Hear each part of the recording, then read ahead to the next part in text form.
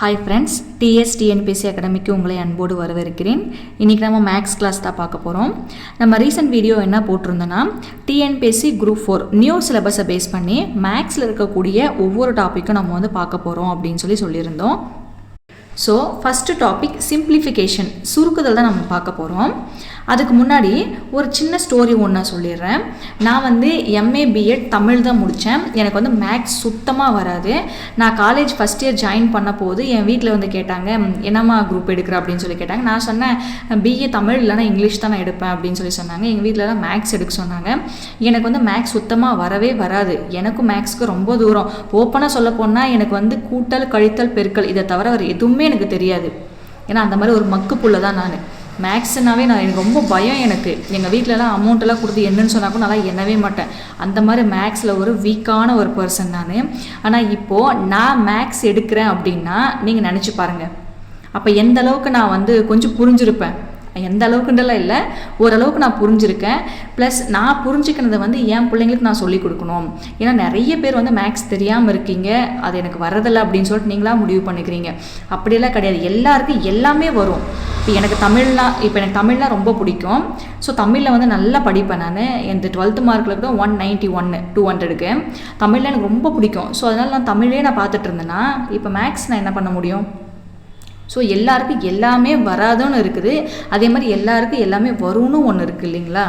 நம்ம ஏன் வராதுன்ற கான்செப்ட் போனோம்? என்னால் முடியும், என்னால் முடியாது எதுவுமே கிடையாது. ஸோ அதை நீங்கள் மைண்டில் முதல்ல ஃபிக்ஸ் பண்ணுங்கள். உங்களால் முடியாது எதுவுமே கிடையாது. சரி என்ன தான் இருக்குது போய் பார்க்கலாமே அப்படின்னு சொல்லிட்டு நான் உள்ளே போய் சரி ஓகே ஒவ்வொரு ஸ்டெப்பாக நான் ஹேண்டில் பண்ணிட்டு வந்தேன். இது எப்படி, இது இப்படியா ஃபஸ்ட்டு பார்த்துட்டேன். எனக்கு புரியல. ஸோ இதுக்குண்டான பேசிக் என்ன? ஃபஸ்ட்டு ஒரு செடி மரம் கொடியெல்லாம் நம்ம வைக்கிறோன்னா அதுக்கு பேசிக் என்ன? வேர். அந்த வேர் நல்லா ஸ்ட்ராங் ஆகணும்னு நம்ம என்ன பண்ணணும்? நல்லா தண்ணி ஊற்றணும். அந்த மாதிரி மேக்ஸ் நம்ம கற்றுக்கணுன்ற ஆர்வம் இருந்தால் மட்டும் போதாது, அதுக்குண்டான பேசிக்ஸ் மெத்தட் நம்ம தெரிஞ்சுக்கணும். இப்போ சிம்பிளிஃபிகேஷன் எடுத்துக்கிட்டிங்கன்னா அதுக்குண்டான பேஸ் என்ன? What is simplification? அதோட இம்பார்ட்டன்ட் ட்ரிக்ஸ் என்ன அப்படிங்கிறத நம்ம தெரிஞ்சுக்கிட்டா ஈஸியாக நம்மளால் எல்லா சம்ஸுமே போட முடியும். இதே மாதிரி தான் ஒவ்வொரு டாப்பிக்கும் நான் உங்களுக்கு கொடுக்க போகிறேன். சிம்பிள் ஸ்டெப்ஸு, ஈஸி ட்ரிக்ஸு எல்லாமே நான் சொல்லித்தர போகிறேன். ஸோ வீடியோ பிடிச்சிருந்தா லைக் பண்ணி சப்போர்ட் பண்ணுங்கள். உங்கள் ஃப்ரெண்ட்ஸுங்களுக்கு மறக்காமல் ஷேர் பண்ணி விடுங்க. வாங்க வீடியோக்குள்ளே போகலாம். What is simplification and important 7 tricks. TNPSC group 4இல் சிம்பிளிஃபிகேஷன் பகுதியில் பொதுவாக போட்மாஸ் விதி பயன்படுத்தப்படுகிறது. போட்மாஸ் என்றால் என்ன? சிம்பிளிஃபிகேஷன் மேக்ஸ் கொடுத்தாங்களா நம்ம பார்க்க வேண்டிய ஃபஸ்ட்டு விஷயம் போட்மாஸ் டைப்பில் இருக்கான்னு தான் நம்ம பார்க்கணும். இப்போ நிறைய பேர் மேம் போட்மாஸ்க்கு முன்னாடி வீணு ஒன்று வரும் இல்லைங்களா, வெண்குளம், இதை பற்றி நீங்கள் எதுவும் சொல்லலீங்களே அப்படின்னு நினைப்பீங்க. வீணா ஒன்றும் இல்லைங்க, பார் தான். நமக்கு குரூப் 4 எக்ஸாமை பொறுத்த வரைக்கும் போட்மாஸ் மெத்தட் மட்டும் போதுமானது. ஸோ நான் அதை வச்சு மட்டும் உங்களுக்கு சிம்பிளாக ஈஸியாக சொல்லி கொடுக்க போகிறேன். ஃபஸ்ட்டு போட்மாஸ் என்றால் என்ன? B for bracket, O for orders, D for division, M for multiplication, A for addition, S for subtraction. நம்ம இந்த மெத்தடை பேஸ் பண்ணி தான் நம்ம சிம்பிளிஃபிகேஷனை ஹேண்டில் பண்ண போகிறோம். இப்போ ஒரு சம் கொடுத்துட்டாங்கன்னா ஃபஸ்ட்டு அந்த சம்மில் நம்ம பார்க்க வேண்டிய ஃபஸ்ட்டு விஷயம் என்னன்னு சொல்லி பார்த்தீங்கன்னா அடைப்புக்குறி இருக்கான்னு தான் பார்க்கணும். அடைப்புக்குறி இருந்தால் ஃபஸ்ட்டு அந்த அடைப்புக்குறி இருக்கிறத நம்ம சால்வ் பண்ணணும். அதாவது ப்ராக்கெட்டில் இருக்கிறத சம் நம்ம சால்வ் பண்ணணும். அடுத்து ஆர்டர்ஸ் இருக்கான்னு சொல்லி நம்ம பார்க்கணும். அப்படி ஆர்டர்ஸ் இருந்தால் அடுத்து நம்ம ஆர்டர்ஸில் கை வைக்கணும். அடுத்து தான் டிவிஷன், மல்டி, அதுக்கப்புறம் தான் ஆடு, அதுக்கப்புறம் தான் சப் நம்ம கவனிக்கணும். ஓகே, புரிஞ்சிச்சிங்களா? இதுதான் சிம்பிளிஃபிகேஷனை ஹேண்டில் பண்ணுற இம்பார்ட்டன்ட் மெத்தட். அதிகபட்சமாக நமக்கு போட்மாஸ் மெத்தடை பயன்படுத்தி தான் சிம்பிளிஃபிகேஷனில் கொஷினே கேட்பாங்க. ஸோ நம்ம இப்போ இந்த ப்ராசஸில் தான் மேக்ஸ் பார்க்க போகிறோம். இப்போ எக்ஸாம்பிள் நான் உங்களுக்கு ஒரு மேக்ஸ் கொடுத்துருக்கேன் பாருங்கள். 20 + 4 × 5 இதை நம்ம எப்படி ஹேண்டில் பண்ணுவோம்? பேசிக்காக நம்ம என்ன பண்ணுவோம்? 20 + 4 ஆட் பண்ணால் 24. அடுத்து நமக்கு என்ன கொடுத்துருக்காங்க? × 5. அப்போ 24 × 5 நமக்கு என்ன வரும்? 4 5 20, 2 5 10 12. அப்போ 120 தான் ஆன்சர் அப்படின்னு நம்ம ஹேண்டில் பண்ணுவோம். அப்போ இது கரெக்டான ப்ராசஸா? இல்லை, இது தவறு. இங்கே கொடுத்துருக்கேன் பாருங்கள், இது வந்து தவறான ப்ராசஸ்ஸு. நமக்கு ஃபஸ்ட்டு என்ன சொல்லியிருக்காங்க போர்ட் மாஸில், ப்ராக்கெட் இருக்கான்னு சொல்லி பார்க்க சொல்லியிருக்காங்க.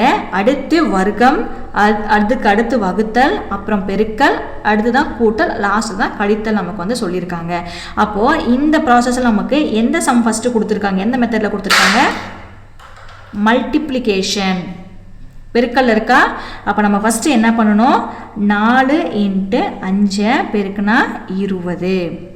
அப்போது 20 கூட்டல் 20 = 40 தான் இதுக்கு சரியான பதில். புரிஞ்சுதுங்களா? இப்போ ட்ரிக் 2 தான் நம்ம பார்க்க போகிறோம், டிவிஷன் அண்ட் மல்டிப்ளிகேஷன். இப்போ டிவிஷன் மற்றும் மல்டிப்ளிகேஷன் இரண்டும் இருந்தால் இடமிருந்து வலமாக, அதாவது லெஃப்ட் டு ரைட் செய்ய வேண்டும். இப்போ பாருங்கள், நமக்கு டிவிஷனில் சம் கொடுத்துட்டா, இதுக்கு நான் ஒரு எக்ஸாம்பிள் சம் கொடுத்துருக்கேன் பாருங்கள். 48 டிவைடட் பை டிவிஷன் 6 × 2. இப்போ இதுதான் நம்மளுக்கு ப்ராசஸ். இப்போ நம்ம இதை என்ன பண்ணணும், ஃபஸ்ட்டு இது 2 தான் நம்ம பார்க்கணும். இப்போ ஏன்னா இது வந்து டிவிஷனில் கொடுத்துருக்காங்க, அப்போ நம்ம இது 2 தான் பார்க்கணும்.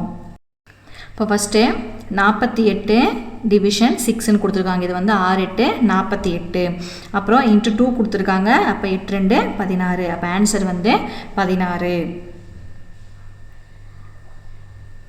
அடுத்து trick 3, addition plus subtraction. Addition மற்றும் சப்ட்ராக்ஷன் இருந்தால் இடமிருந்து வலமாக செய்ய வேண்டும். இப்போ எக்ஸாம்பிள் சம் பாருங்கள். 25 - 10 + 8 நமக்கு கொடுத்துருக்காங்க. அப்போ நம்ம என்ன பண்ணோம், +25ம் +8 நம்ம வந்து ஆட் பண்ணோம். இப்போ 25 + 8 ஆட் பண்ணால் நமக்கு எவ்வளோ வரும், நமக்கு 33 கிடைக்கும். 33 கிடைக்கும். 33 கூட -10 நம்ம 33 கூட -10 பண்ணால் நமக்கு என்ன ஆன்சர் வரும், 23 தான் ஆன்சர். இப்போ இதில் வந்து நம்ம எது பார்க்கணும், ஃபஸ்ட்டு ப்ளஸில் இருக்கிறத ஹேண்டில் பண்ணணும், அதுக்கப்புறம் தான் மைனஸ்க்கு போகணும். Trick 4, brackets first. அடைப்புக்குறிக்குள் உள்ளதை முதலில் செய்ய வேண்டும். உதாரணம், இப்போது இந்த மாதிரி ஒரு எக்ஸாம்பிள் சம்மு கொடுத்துருக்கேன். இதில் நம்ம என்ன பண்ணுவோம், ஃபஸ்ட்டு அடைப்புக்குறினா ப்ராக்கெட்டுக்குள்ளே இருக்கிற சம்மு நம்ம முதல்ல பார்க்கணும். அப்போ 15 + 5 ஆட் பண்ணால் எவ்வளோ, 20. அதுக்கடுத்து பெருக்கல் 4,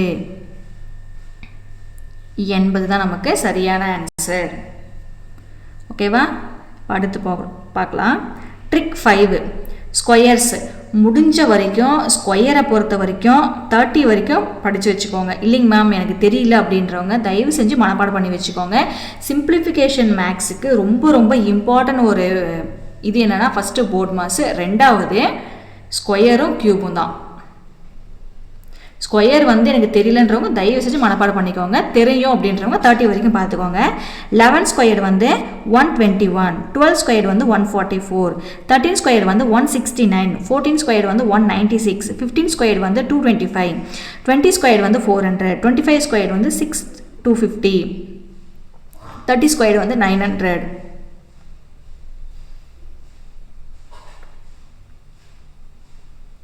சாரி, இந்த இடத்துல வந்து 25 ஸ்கொயர் வந்து 625, நான் 215 சொல்லிட்டேன். சாரி, என்னடா நம்ம ஏதோ தப்பாக சொன்ன மாதிரி இருந்துச்சுன்னு சொல்லி நான் மறுபடியும் யோசனை பண்ணி சொன்னேன். 25 ஸ்கொயர் வந்து 625. அடுத்து ட்ரிக் 6, க்யூப். அதாவது க்யூபும் முடிஞ்ச வரைக்கும் படிச்சுக்கோங்க, அப்படிலாம் மனப்பாடம் கூட பண்ணிக்கோங்க, ஒன்றும் தப்பு கிடையாது. இப்போது 2 க்யூப் வந்து 8, 3 க்யூப் வந்து 27, 4 க்யூப் வந்து 64, 5 க்யூப் வந்து 125, 10 க்யூப் வந்து 1000. க்யூபை பொறுத்த வரைக்கும் நம்ம வந்து 15 க்யூப் வரைக்கும் தெரிஞ்சுக்கிட்டால் மட்டும் போதுமானது. க்யூப்பில் வந்து நம்ம இதுவே நமக்கு போதும். அடுத்து ட்ரிக் 7, பர்சன்டேஜ் ஷார்ட்கட். இப்போ நமக்கு வந்து 50% அப்படின்னு சொல்லி கொடுத்துருந்தாங்களா, நம்ம வந்து அதை என்னவா கன்வெர்ட் பண்ணி எடுக்கணும், 1/2 தான் எடுக்கணும். அடுத்து 25 அப்படின்னு சொல்லி கொடுத்தாங்க, நம்ம வந்து 1/4 எடுக்கணும். 20% கொடுத்தா 1/5 எடுக்கணும். 10% கொடுத்தா 1/10 எடுக்கணும். இப்போது சிம்பிளிஃபிகேஷனில் முக்கியமான குறிப்பு என்னன்னு சொல்லி பார்த்தீங்களா, முதல்ல நம்ம டிவிஷன், அடுத்ததான் மல்டிப்ளிகேஷன், அடுத்ததான் அடிஷன், லாஸ்ட் தான் சப்ட்ராக்ஷன். ஸோ உங்கள் எல்லாருக்குமே புரிஞ்சிருக்கும் அப்படின்னு சொல்லி நான் நம்புகிறேன். இப்போது நெக்ஸ்ட் கிளாஸில் வந்து நம்ம சிம்பிளிஃபிகேஷனில் பிஒய்க்யூ மாடலில் ஒரு 10 சம் நான் உங்களுக்கு வந்து ஈஸி ஸ்டெப்பு ஒவ்வொரு ஸ்டெப்பாக ஹேண்டில் பண்ணி நான் உங்களுக்கு வந்து சொல்லிக் கொடுக்க போகிறேன். ஸோ நெக்ஸ்ட்டு அடுத்த கிளாஸில் வந்து நம்ம இந்த ப்ராசஸ் தான் பண்ண போகிறோம். அதுக்கு அந்தாட்ட கிளாஸ் நான் என்னன்றது நான் உங்களுக்கு நெக்ஸ்ட் வீடியோவில் சொல்கிறேன். ஏன்னா இப்போவே சொல்லிட்டா அவ்வளோதானா அப்படிங்கிற மாதிரி ஆயிரும். ஸோ இது வந்து ரொம்ப சிம்பிள் தான். சிம்பிளிஃபிகேஷன்றது ரொம்ப ஈஸியான ஒரு சம் தான் இது. ஸோ யாருமே இதை வந்து ஸ்கிப் பண்ணாதீங்க. இந்த பேசிக்கை வச்சு நீங்கள் கண்டிப்பாக ட்ரை பண்ணுங்கள். உங்களுக்கு மேக்ஸ் வரும். வீடியோ பிடிச்சிருந்தா லைக் பண்ணி சப்போர்ட் பண்ணுங்கள். தேங்க்ஸ் ஃபார் வாட்சிங். Subscribe to our channel.